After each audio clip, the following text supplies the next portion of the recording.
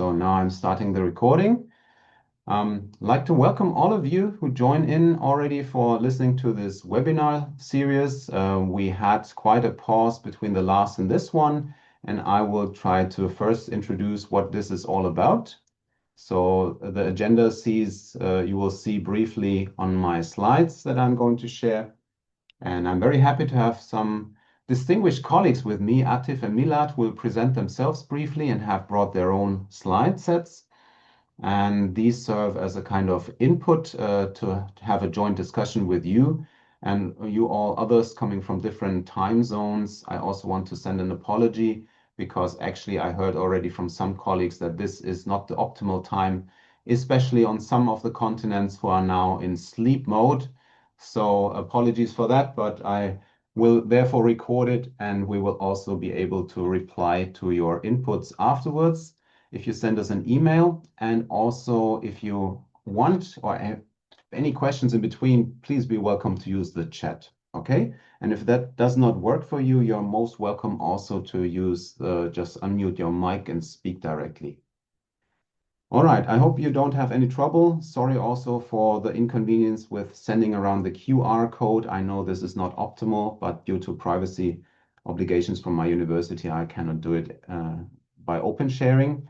So today the webinar is from a working group of cities and critical infrastructure. We have this new working group now. It's a joint one with Mark Pelling, and we'll have more webinars this year. And today we talk about societal resilience and infrastructure. And we think it might be a little bit forgotten, especially in post-disaster recovery, but I think today it's even broader. I think there's not a clear link established yet between what is actually an infrastructure relevant to society and to research in that line. We have two presentations today, and it looks like I will first start with telling you, or maybe some of you haven't heard about the RiskKAN network. What is it? And then what do we understand as an infrastructure? There are different notions, and then have the two presentations.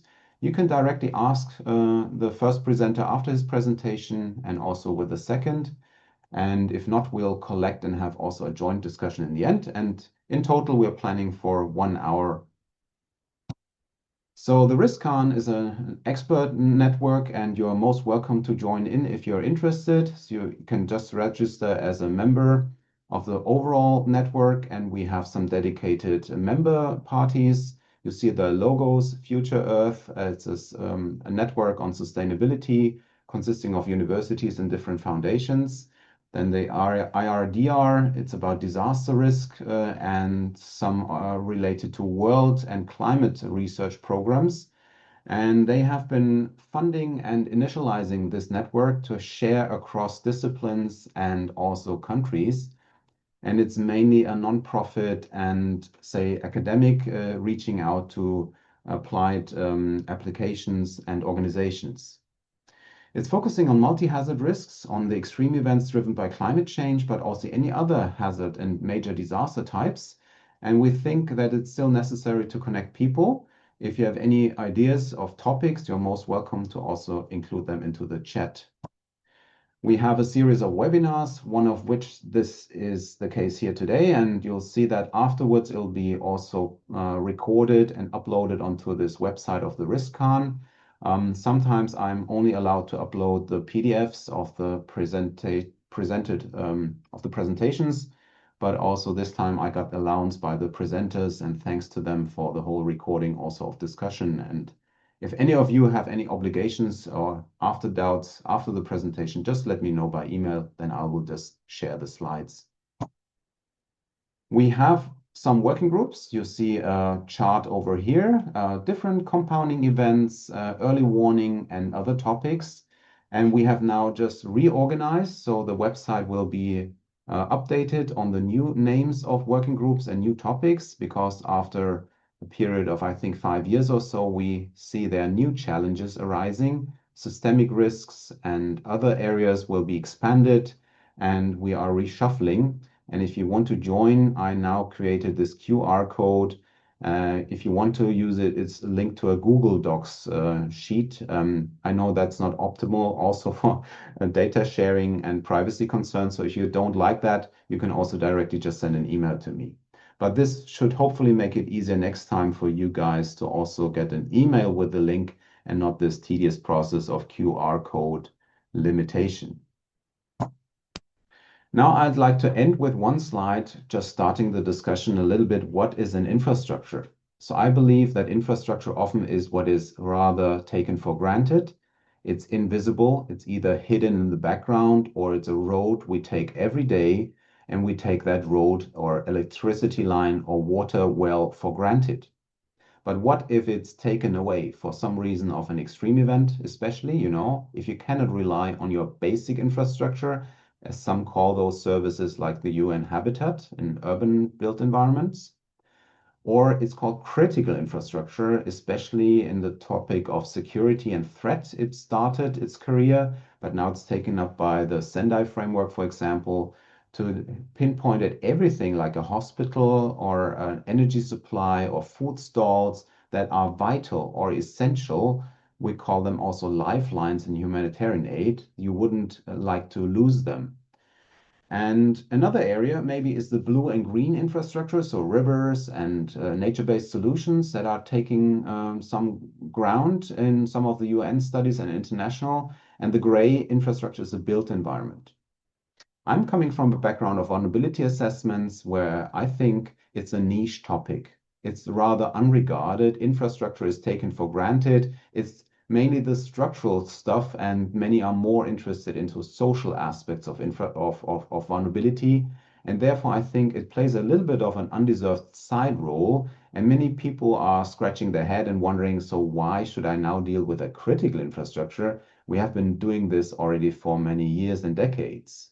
So there's a slightly different notion about critical. It's about priorities, how to identify that, and which is essential in terms of mass dependencies of societies, for example.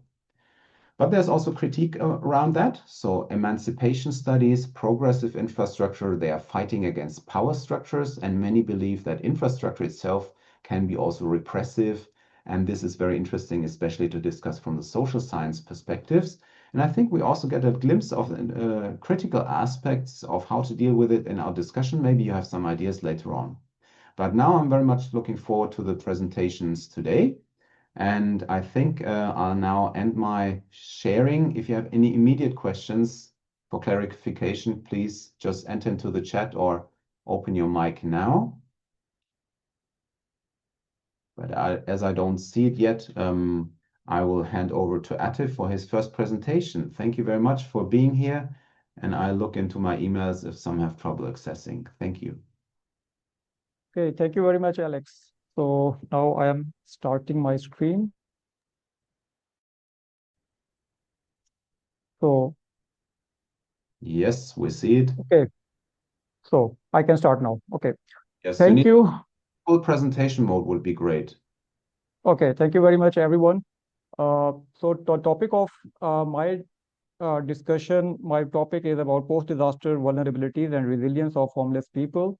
Homeless people are those which are not really explicitly being actually targeted in any global frameworks of disaster mitigation in post-disaster recovery phases, or they are actually just grouped in the broader area of vulnerable groups, marginalized people. So, but this presentation will give you some insights that homeless people needs and their situations, their lives are a bit more complex, which we need to understand. And there are differences with respect to the global south and the global north about the behavior of homeless people. So that we need to understand if we are interested to actually devise some policy response for their post disaster recovery. So starting with okay. So how I should move? Okay. So the very first thing, which is the issue, this is about defining homelessness. So it is being defined in many ways, mainly because of varying conceptual understanding. Also, this brings differentiation of understanding of the homeless people. If we group all these understandings about homelessness, so we can broadly understand there are minimalistic explanations of the homelessness and maximalist explanations of homelessness. And if we see European Commission, they adopt maximalist notion, and they regard homelessness as the beyond sleeping rough. Homelessness may include situations of living in temporary, insecure, or poor quality housing. So, but now I am putting two figures, at least 700,000 homeless people in EU countries, about that is as per Deviltray in 2022. And the same year, the number has been reported as 607,000 homeless people in Germany. So, which show you that there is definitely a kind of the issue with the definition of the homeless people, which is actually bringing the figures quite differently on different scales. So it is not really matchable that if 607,000 homeless people in Germany, that how it could be just 700,000 homeless people in the whole EU. So these varying definitions pose a challenge for a coherent policy response. So if we move forward, so we need to look a bit deeper in their lives. So homelessness is mainly an urban phenomena. So it's a 10-year-old reference, but still it is valid. That 70% of all homeless people in Austria, they are found in living in just in one city, the capital of Austria, Vienna. That is about statistic Austria figure. I actually have been involved in two different studies in Lahore. One study was a funded study was about the unsheltered homeless people, where I actually collected a sample size of 100 people. This study actually then later on it is followed by another study which is actually involved by a postgraduate student. His that was his thesis, where we actually taken sheltered homeless people and to understand about their lives. And the sample size of that study was 55 homeless people. So we found a similar phenomena for both unsheltered and sheltered homeless people, that they have migration backgrounds, internal migration background. They have been classified, they could be classified as economic migrants, because the major reason, the dominant reason that why they have actually shifted to Lahore were economics. And about two-thirds of them actually exhibit multi-locality living, that they are homeless in Lahore, but they had their houses somewhere else outside Lahore at some distance where their families are living. So that is something different. It is not really being reflected when we do studies in European context. Uh, I was able to present my findings in 2023 in Bochum in at a transdisciplinary urban health forum. And later on in a larger rural area, the organizers led by the Professor Heike Kokler and her colleagues, they actually did a similar kind of study in a larger rural area, but they found different results. They found that the migration background is not really working for homeless people in Germany, and they didn't find the multi-locational living. So this shows that the homeless people live in the global south and north. It has different dimensions, and so that they have varying vulnerabilities. They are actually adopting different coping capacities, and likewise they have different resilience for disaster events. So the situation for the post-disaster phases in the global south is not really clear actually, because most of the literature with respect to homeless people, they are actually Western oriented. It is coming out of from global north, and we're not really clear about what is really going on in the global south. So if we link this topic with the infrastructure, so for all these three studies, I am just quoting some statistics about their access to infrastructure facilities. That 94% of the unsheltered homeless people, they were found living in unhygienic conditions along roadsides, medians, and paths and open spaces. And 90% of them are actually, they were found physically disconnected with their families. They were socially connected through mobile phones, their connections with them, but physically they are very difficult for them to pay visitation to their family members. They got food from various charity-based organizations. Their life cycle actually revolves around those food points. They have really targeted those facilities in Lahore, and rest they just orient their lives around these points. And around one-third of homeless people were found not to have valid identity documents, which resulted in denied access to the government-established shelter homes and other medical and social services. This is something, this last point, somehow we found the similar kind of thing. It has been found by the people, by Professor Heike Kokler and her colleagues in the rural area as well. Uh, when we studied the sheltered homeless people, they were actually were living in shelter homes, a project of government of Pakistan to establish shelter homes at different urban locations.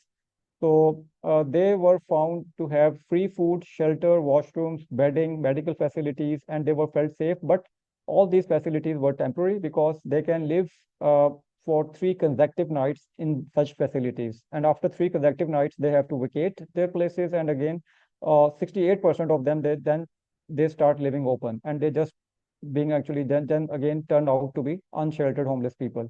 And then again, after a cycle of 1 month, then they can again avail 3 consecutive night stay in those shelter homes. So if we see the situation in rural Germany, so major locations to find homeless people were public food distribution facility, advice centers, emergency sleeping places, train bus stations, and parks. Around 24% they found living on the street and open. They included both sheltered and unsheltered homeless people. 21% they were found not possessing identity cards, thus limiting their access to various physical infrastructure facilities. 13% found without health insurance, thus restricting their access to medical services. And a dominant majority, they didn't have actually mobile devices with them. It means they don't have really access with the internet services and facilities, which also limit uh, their preparedness with respect to any kind of disaster preparations.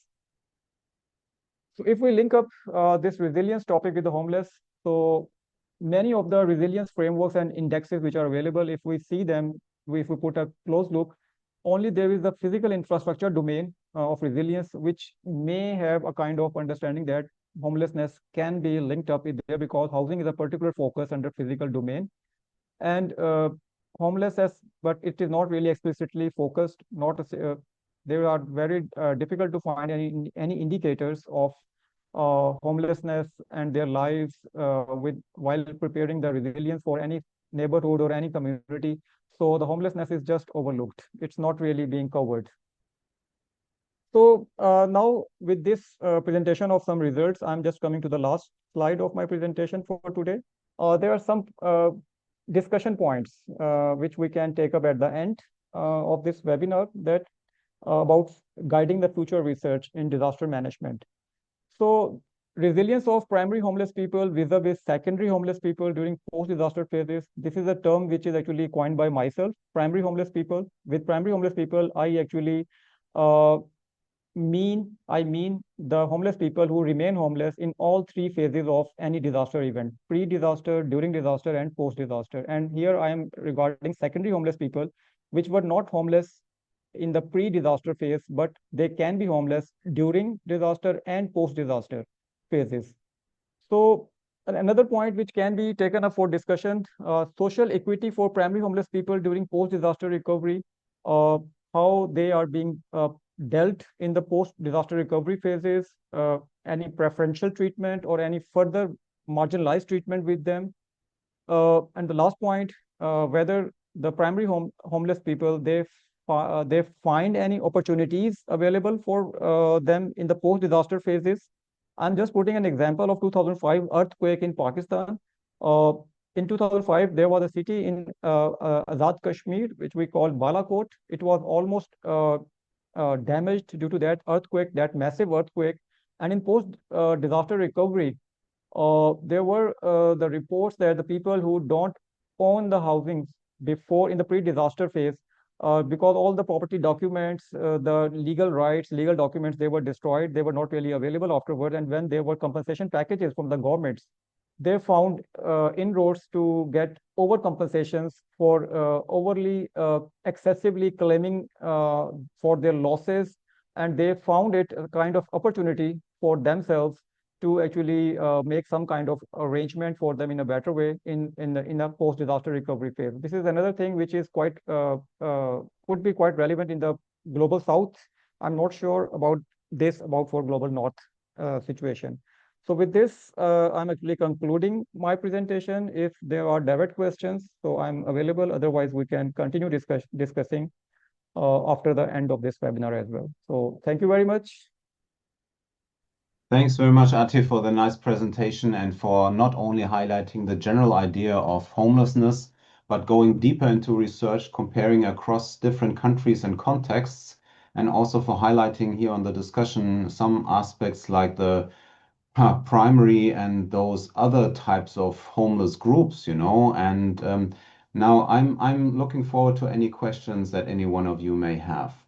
And since you are still preparing, maybe I want to ask you, Atif, what do you think is a difference in reliance and dependency of those homeless people on infrastructure contexts between global south and north? I mean, there are mainly differences, but maybe also commonalities, I think. And commonalities could be, as I went along with homeless people in Germany, they told me, well, the city is a bit like their expanded living room, and they know exactly where to find their basic needs and resources, such as water, or sleeping, housing, and electricity, and so on. So it's interesting because they have a different notion. They're also often proud of living outdoors and they defend their own life culture. But this might be, still, I'm not sure because I'm living in my own bubble. And if I see people on the streets in other continents, I think, that's really a different situation. So do you think it can be compared? And which factors could we compare in assessments? And which are really different between global north and south? Okay, thank you for asking. Another important, interesting finding of my study with unsheltered homeless people in Lahore, that even with the sheltered homeless people as well, the majority, around one third of the homeless people, they were of the view that they are quite comfortable, not really quite comfortable, but they are interested to continue living in the same way, because in this way, whatever they are earning from the urban markets with any kind of activity, either begging or whatever they are doing in there, they have nothing to actually afford for cost of living with that arrangement. Whatever they are earning, they are in a position to remit their monies back to their family members at back home. So their access to infrastructure facilities, they really found ways, public toilets, they can find that, and what any kind of facility which can be provided by the government institutions, if they require any kind of financial contributions from them, I think that could backfire. They will not actually taking it. And if we see the situation in the rural area, so you are quite right that the people who are living in this way, they understand how they have to survive in these urban places. And I said that it's a really an urban phenomena. You will not find this kind of arrangements in rural areas. It's very hard to. There could be possibilities, but there are commonalities as well, which actually I said that about the not having the identity cards with them, a vast majority, and same is the situation which has been found in the rural area as well. And not having the legal documents with them, it really deprived them to access many infrastructure facilities for their living. So this is, I think, it is a topic which needs some deeper inquiries to make some kind of more nuanced understanding that what is happening really in the global north and in the global south.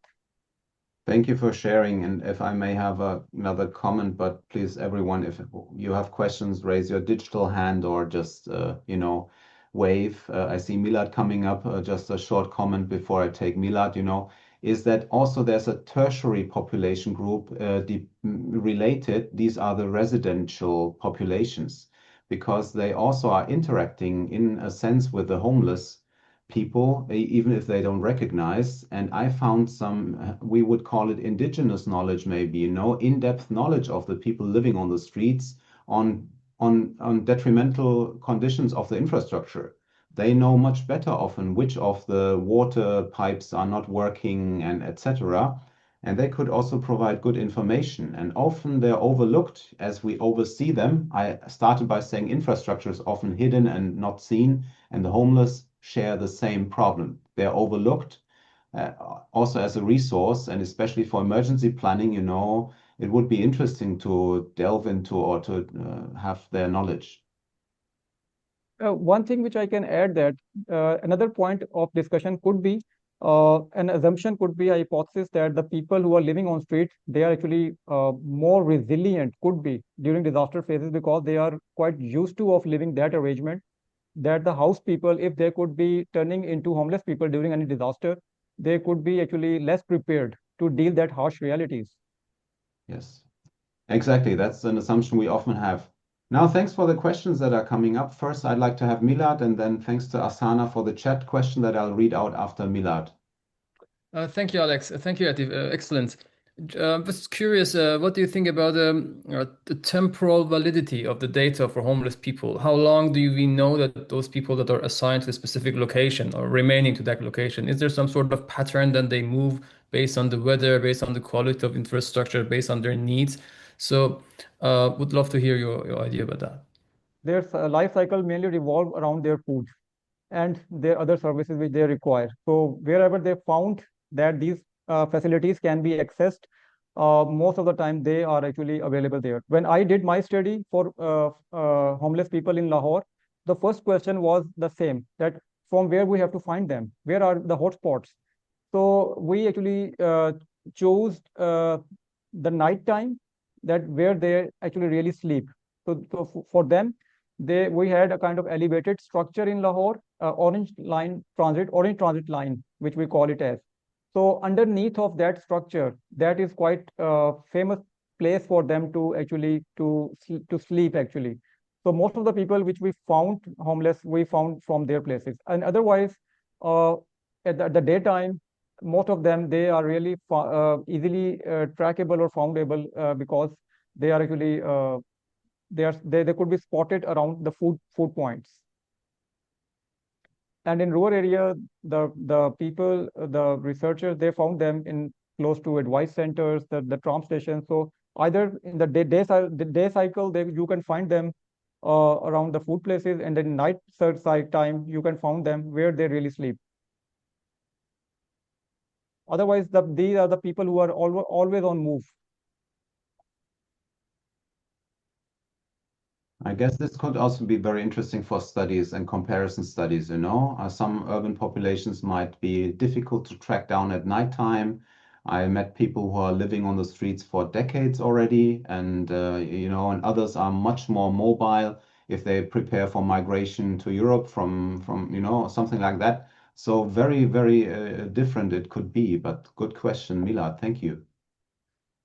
Yes, I'd like to read out the question by Asana from the chat. A question on the education of children in homeless families. Did you find how they access education? How is it affected by disasters?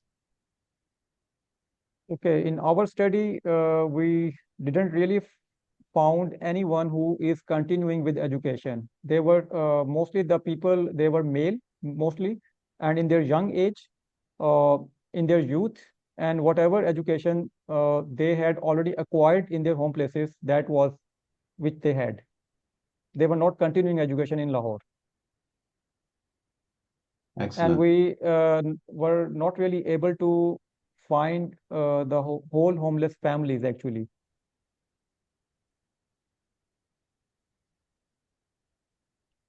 Thank you. Thanks also for those participating in the chat. I would like now, I took down some notes and I think we'll now have the second presentation and then see if we also have joint topics that could be interesting in the end. Thanks again, Atif, for also kindly replying to all those questions. Thank you. Milad, it's now to you to share your slides.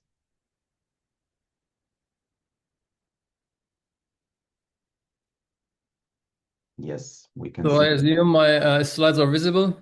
Yes, they are. Then I conclude I'm also audible. Uh, so good morning, good evening, good afternoon, friends and colleagues. Today I will talk about the vulnerability and social vulnerability, but how we can actually use social vulnerability indicators in the critical infrastructure resilience planning. I will use SV to refer to social vulnerability and CI to refer to critical infrastructures. But I also want to first address the very few, we have some audience, but may perhaps those who listen to it later, those who are engineers, who are decision makers, who are managers. The fact that you attend, the fact that you're interested in topics is very valuable. It's very important, and you are very important because it already shows that you're on this mindset to reduce suffering of those who suffer the most. So I appreciate it a lot. Second, I would like to thank Alex for coming up with the idea of this webinar and also for advising me to talk more about the problems and challenges. We are used to mostly talk about our cool results, what the project outcome we had, how cool findings we had, but talking about the challenges itself challenging, especially when it has to be only in around 10 minutes with some contingencies. So this is a result of my work in the Bauhaus University Weimar in projects I conducted with UN OPS and World Bank funded project in South Asia, Care for South Asia. So regarding this topic, I might have some view that could be useful today. I hope so. Mainly because I have the privilege on working in both fronts, so critical infrastructures and social vulnerability. I teach sociology of disasters in Germany, but also I work in infrastructure resilience, design, operation, global south, and research, and also community level implementation projects. So my observation is mostly that, which has lots of actually commonality with Atif's presentation, but my observation is that the more often than not, social vulnerable indicators are not meaningfully included in critical infrastructure resilience planning. So good news is there's only three challenges. So, but rather high category three challenges, which I identify. One is significant dependence on context level and scale. Another one is significant dependence on the structuring of the decision model with which we would like to incorporate SV indicator to CI resilience planning. And the third one is significant dependence on pre-disaster, the existing social injustice and inequality. So first is context level and scale dependency, and so how reliable and applicable the social vulnerability indicators that are often prescribed by literature, how reliable they are depends on many spatial, cultural, contextual, and temporal parameters. The level at which they are applied as well. So when we talk about the post-disasters, for instance, what is the temporal extent of quote-unquote post-disaster? What do we mean with that? This is right after hazard strike? Is it immediate emergency phase? Is it short-term recovery, first 2 weeks? Is it like 2 months after? Because these time periods actually significantly can vary which kind of indicators we want to include. Let's begin with the data problem mismatch. So it means there are useful data, of course, but not always necessarily a usable data for CI post-disaster planning. That comes, let's say, from recency of the data, from temporal validity of the data. For example, in the case of homeless people, we can't plan the inclusive, resilient, inclusive infrastructure for night and day when we don't have a really deterministic static population when they really change the location. So the completeness, the granularity of the data, the macro level data that often social vulnerability analysis produces, it's very suitable for regional maps, and we know we love maps. Geography loves maps. I think Alex loves maps the most. Perhaps it's not very useful when I want to conduct a criticality analysis for post-disaster recovery planning, because then I would need some asset level fine resolution data to prioritize the access street by a street, not only the zone-based data. Perhaps there are some infrastructures also are agnostic to the microscopic data, like for example, a power system or water delivery system. They are operating also in the national in the regional levels. Therefore, macroscopic social vulnerability models may not be always readily usable for mesoscopic or even microscopic CI model that need fine resolution asset level, quite packed and dense in a small space. Another challenge is that limits application of SV indicators is reducing individual to their demographic and socioeconomic factor. That may make CI planner less appreciating SV indicators, boxing people in groups and labeling them, ignoring hidden vulnerability, missing intersectionality, like being a woman, but being a woman with a and person of the color, but being a woman and person of the color and also having a low income. So they play a tremendous role in both defining the social vulnerability and also determining degree of that vulnerability. which often indicator-based social vulnerability analysis cannot accommodate. So that's actually also the reason that might critical infrastructure designer not be very interested in that regard. Another thing that I'm usually very critical about is that to look at the indicators, the indicators are per se offering the evaluation based on a single factor, and they don't take into account interaction of those factors, all factors in silo, evaluating at one at a go, but eventually they also even might be aggregated in a sort of aggregation methods, but not really addressing the systemic impact of different indicators together, right? The third one would be a universality of universal validity or validity on multiple platforms, according to Stuart Kaufman, or generalizability. Here I will have another slide mostly about how we perceive social vulnerability indicators and how valid they are across time and space. So dynamic post-disaster vulnerability shift is a thing. An individual with reduced mobility has a different level of hardship in the evacuation phase and emergency response than in the midterm recovery or long-term reconstruction. So we also, as also Atif mentioned, we have a pretty much large amount of research on vulnerability, and most of them haven't been done in lower income countries. And these dependencies that I'm mentioning, they are actually big challenge for CI planner to navigate how to incorporate what the literature that is not really inclusive itself suggests on social vulnerability indicators. So the Western bias social vulnerability knowledge is rooted in a pretty much long-term discourse on vulnerability, Western-based discourse on vulnerability. A beautiful study by Bankoff actually shows that non-Western regions are historically labeled as unsafe, helpless, and therefore by virtue vulnerable. They usually end up with missing out on many locally valid resilience capacity that could possibly compensate for individual vulnerability. And those capacities are usually community-based. For example, white feminism might consider a woman without a formal job or only by the virtue of wearing hijab to be necessarily oppressed and therefore vulnerable, which that may be lots of cases, but not necessarily a profit of universal validity. The cultural context is mind-blowing. So let's say a woman, for example, in a country will be even more vulnerable because of the faith-based belief that the men are not allowed to even touch them in the case of emergency response or evacuation or aid immediately after disaster. Or in other countries, other regions of the world, an elderly person in some culture would be prioritized over young people by the community. And even perhaps more importantly, is failure to include some sort of protection factors.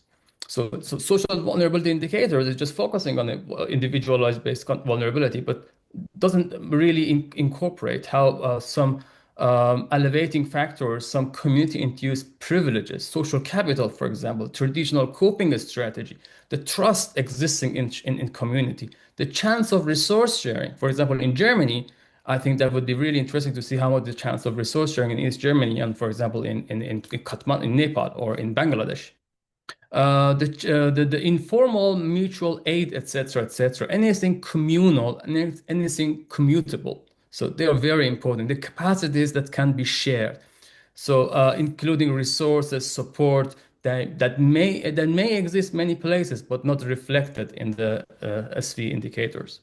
The informal and non-monetary economy is another example. For example, in SV indicator based on the income level, for example, if somebody is low income level, that they're automatically boxed into the vulnerable, but doesn't see, for example, what some it's not about only income or ownership in places like Egypt, Iran, or even southern Italy, or faith-based coping capacity for example, people in Gaza. The coping, last coping strategy left for these people, which it cannot even be understood by experts alien to that context. So this contextual, very little niche or very important to be included. So these variables are somewhat difficult to grasp, quantify, and also incorporate to CI planning, and different social structures, certifications, cultural norms, data available really make problems for a literature-based SV indicator for CV planning. Another one is context and local risk perception. For example, after Sundarbans in Bay of Bengal, after two really significant storm and hydrometeorological hazards, when you go and ask people, a destructed village, what is your main top list of the concern? Their main problem is tigers, because it is something that when they do the fisheries, they would be really posing a danger for them. And the question sometimes is vulnerability a clear case or not? So let's say in summer flooding, in inundation in Berlin, 1 week of critical infrastructure service is lost. We have two cases. Case one is a white male, fully employed German, have a master's degree, fluent in German as well. Case two is a person with queer identity. They are also with disability, they're immigrant, low income, identifies as a woman, critical depression and distance from their family. So you see not all disabilities also visible. So the question is which one more vulnerable? I mean, probably that's obvious that case two might be more vulnerable, but another question is that could possibly case two and case one both describe the same person. So this is another thing that sometimes we fail to understand when we use indicator-based social vulnerability analysis. So the case one is something we can definitely extract from census data, from demographic data. But those data, the second sort of you need to go and talk to people. You need to conduct ethnographic interviews. You need to really go deep in the sub-community level and discuss that with the people and understand them. It's really a personal interpersonal relationship between scientists and the researchers and the people. So existing data reflects only limited and only pre-disaster vulnerabilities. That also is another problem to incorporate in critical infrastructure resilience planning.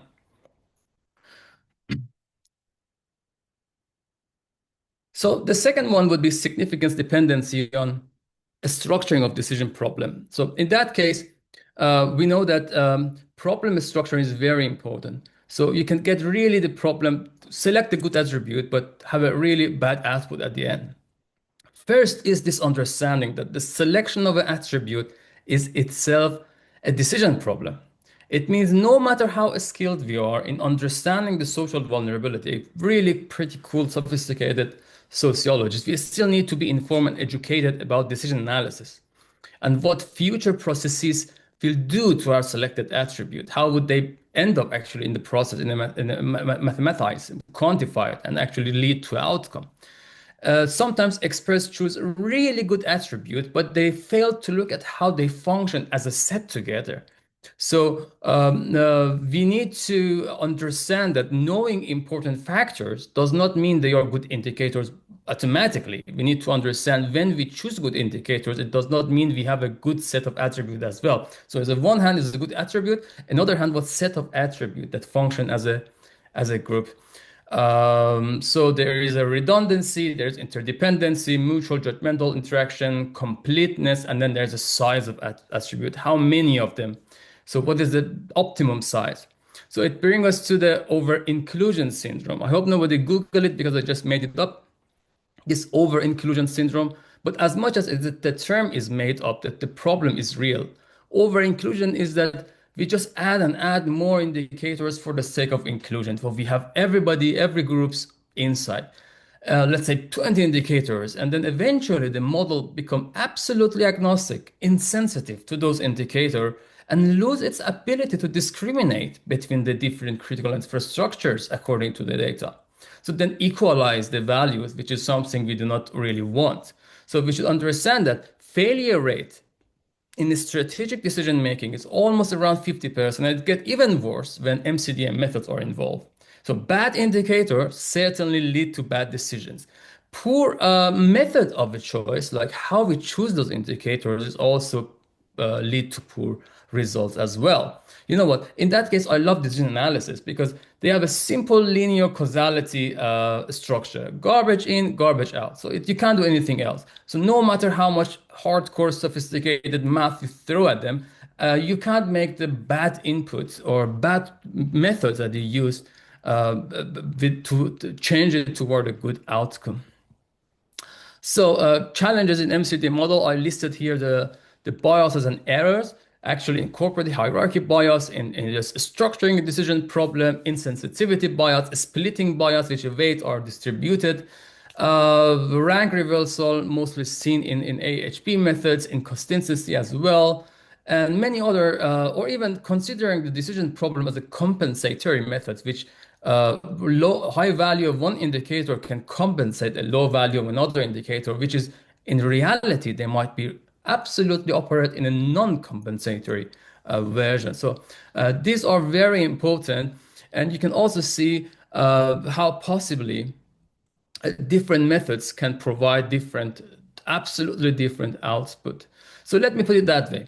With the same set of input data, based on the number of the method and the steps in the decision analysis process, there could be more than 100, I'm not exaggerating, more than 100 different set of outcome results, which significantly differ than each other and change the whole area. And if you go, for example, only in the methods that are for assigning weight or preference elicitation methods, and just zooming in only surrogate weighting method, that's an ordinal or cardinal ranking method, then you have also a huge amount of method in that specific branch of analysis.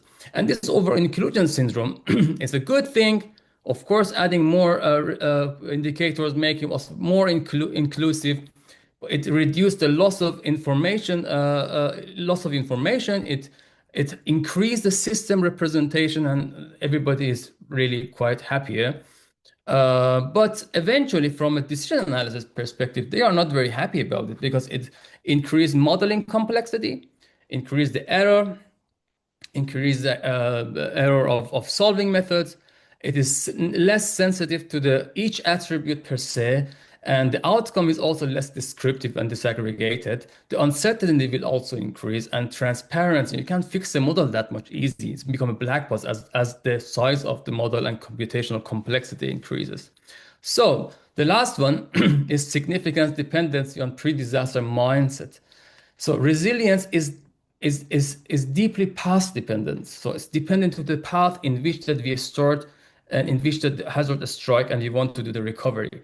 When we fail to include communities and people that are socially or economically marginalized and differentiated already in pre-disaster planning, when we haven't done that already, it becomes tremendously difficult to do that after disasters. So resilience planning is sometimes, or more often than not, reproduced or even worsens systemic inequality. One example is the resettlements. They quickly become illegal, informal, or even criminalized. So if we agree that disaster exacerbate the existing inequality and disparities, sometimes DRR post-disaster, DRR in critical infrastructures become somehow a sort of symptom treatment, but that is the best we can do right now, of course. So here, the baseline initial condition is very important. It matters because it's a system, CI and social or systems. They are complex systems, means that system memory defines trajectories, and we need to look into system hysteresis, such as existing trust, misinformation, collaboration, social capital, and existing inclusive CI. There is some sort of axiological errors or value-based error, misidentifying what should be prioritized. Here, social equity, and system performance might conflict. So infrastructure design typically maximize some sort of technical engineering utility. And those utility functions actually are guiding decisions on route, the schedule, investment, policy measures, etc., like travel time in transportation, network cost, reliability, etc. We rarely see that equity and social justice as a primary objective of a utility function in an engineered system. So it's by definition exclusive because it aims to produce benefit for the larger population, often the privileged population, which perfectly and absurdly actually justifies excluding minority or low-income groups when net utilities are still maximized. So yes, they count everyone as one, but they don't account for everyone eventually. This is also exclusive because it only maximizes the benefit of those people who we call them users. So it means like transportation network, it tailored to those with car ownership, or at its best case scenario for those that can afford public transport, health system in some countries as well, to only those people can afford it. So the location and positioning of advanced healthcare system, like well-equipped hospitals, rehabilitation system, correlate with population size and income level. People of small villages with low income have limited access to hospital, even if they can afford it. So the other part is that knowledge-based error, epistemological error, not about value, but how to translate those, let's say, perceived values into action. So what we do as an engineer, I'm speaking from experience and not speculation. We start thinking what a marginalized person would need for the CI, and then we try to include it. It means a person without disability, usually male, privileged, high income, sit at the safe home, have a glass of wine in the evening, and relax, and then think about what a female with disability, a person of color, might possibly need. And then we tap on our shoulder, oh, we have done a good job, so we did a good something really good. So if you think, and if you think the survey, a stakeholder expert group, an SME interview might help, it's not. So there should be a change in how we really design. And that begs the question, is it really possible to have inclusive post-disaster intervention laid upon and based on infrastructure and context that are not designed to be inclusive and in the context that is not just? So I think we should really focus on humanitarian design, including ethics in critical infrastructure planning, and truly understand we are not resilient until everyone is resilient. So I end usually with this slide from Goethe. When the gold king asked the serpent, what is more glorious than gold? The answer is light. What is more glorious than light? The answer is conversation. So let's have a conversation. I stop here. Great. Thanks very much, Milad, for not only bringing up many, many challenges in a very condensed form. I also like it that you faced the challenge of staying within the 10 minutes, but to have that joking set aside, I think it's much more important to have the conversation and your input. Thanks very much. That was really also very enlightening, and I can only sympathize with most of that because I know the area a little bit, but I'd like to have the audience to have questions if you have. And while the audience typically takes time to get back to the microphones or to the chat, I will start with the first one. I'm often wondering, in this world of, I have two questions actually. So the first is you talked about boxed in groups. And I like that picture, because we try to box people into different levels and categories. And you showed very nicely that we can be so wrong with a white male registered person having another identity. And the same is for many other aspects. Now, I'm wondering if these boxed groups are moving, migrating, there's another say, critique on the static picture of indicators of vulnerability and resilience, that we're missing the dynamic aspect. And Atif had that so nicely with a special group, special needs groups. But if we think more broadly about general groups that we box, and then they are not residents, but they are mobile and moving. So what do you think could be done to analyze that group? Will it remain within its box, or will it also take another shape, like the white male person being suddenly a different person as long as she or he is on her way using a bicycle or, subway or whatever? So do you think this is already covered in research? Do you stumble across this dynamic aspects of boxes of people and how they behave? Mm. Well, I have two different perspective of answer to that very good question, Alex. Thank you very much. First of all, is that there are chances that we refer to sub-community groups to have their own informal but yet very accurate data. Usually, sub-community groups, they know what is happening in their neighborhood. So this is what we call it localized action. But I'm quite want to wait this L word, this we all the third localized action, locally led intervention, but locally led research. But eventually, yeah, action is localized, but Eventually, we need to refer to the sub-community groups to resolve and to sort out their data, to update their data. But another part of my answer would, but Alex, this assumption that some sort of top-down governance, we need to know, and therefore we need to intervene to reduce the suffering of the people. As a eventually our output is going to be for decision makers and policymakers and actors.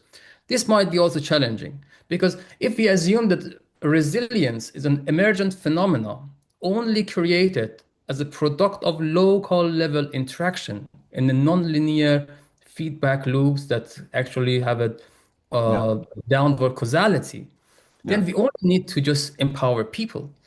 And we don't need to care because they would take care of each other. We just need to enable them because it's not no more anymore governance can be a causal, but can be only a trigger, an enabling factor. So that would really change the whole landscape. Thanks very much. I think that's a question we need to follow up more. But are there anyone else having questions? And I'd like to use the opportunity. Atif. Okay, I have one question, Milad.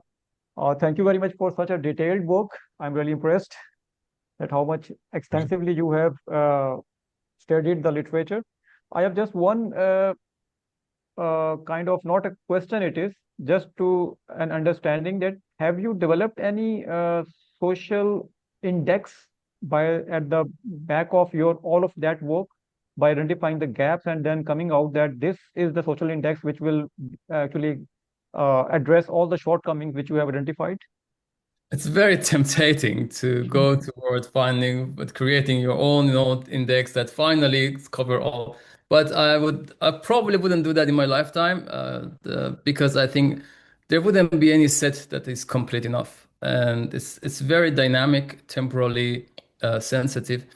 So what I would suggest usually that we need to have a more updated community level ethnographic research. So sometimes as a person trained as an engineer and later touch on the source of sociology, and they say that when you touch sociology, you can't get enough of it. I understand that we need to really include more social science into our work and try to be just work with the local data that is valid for a short time. No, I wouldn't really recommend that. And it's interesting when I ask my students from different countries in the international context. And for example, I give them 2 weeks of lecture about the sexual and minority groups, LGBTQI plus communities, and gender, women. And I asked them to go and come back with the social vulnerability index of your own local area, your the hometown. They usually come back, and very rarely I see gender or social, sexual, and minority groups is in their list. So they have different perception. They have more important problems because they are usually from low-income countries, and even half of them are female, but they don't include the gender as a. So it's really dynamic. So it have a lot of polysemy and it have a lot of dynamic into it. So I couldn't really prescribe to anybody something.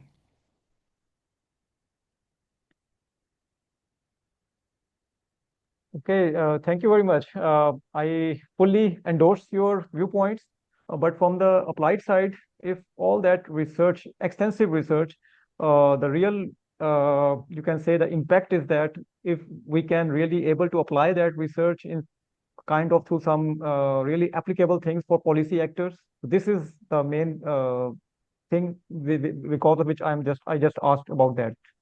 Include people with from minorities into planning, Hmm. include Hmm. them into decision making. Hmm. Instead of me being talking about the social vulnerable people, we should have here, for example, a person with a disability to talk about disabled people. Or Yeah. we need to really how many times we saw a person from differentiated social groups to be really in decision making position. You know, Hmm. go to the conferences, we go to the meetings, and we see that especially always the male privileged white Yeah. people, middle-aged people. So that's a systemic problem. Thank you. My pleasure. Thank you. Yes, thank you. I see people need to leave. We've expired our time, but if you allow the two presenters at least to stay a few more minutes, is it okay? I will have one or two questions. Sure. Yeah, sure. Thank you. And thanks everyone who has to leave now for your participation. I'm aware that this time we didn't have a large audience yet, so let's see how to draw more feedback from people who will listen to the recording. And I'll do a better job next time to announce it with more reminders and the direct link. But coming back to the question that are here, I liked very much, Milad, that you pointed out that it's in the end, it's a decision problem of the researcher to place which feature and which group into which box, a conceptual one. And I really had that just yesterday with another colleague. And so is it coping? Is it capacity? Is it this or that? And then, so in the end, this is distorting the picture just as well. And I'm also wondering because we're bound to the, say, disciplines and to the knowledge we already have. So if we think about infrastructure, we think about certain types, housing or lifelines or else.